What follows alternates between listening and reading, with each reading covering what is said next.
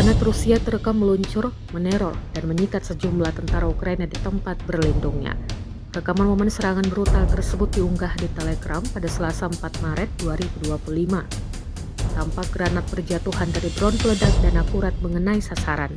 Dalam keterangan unggahan disebutkan, pasukan terjun payung Rusia di arah Zaporizhia terus meneror puncak-puncak dan secara bertahap mendorong mereka keluar dari posisi mereka.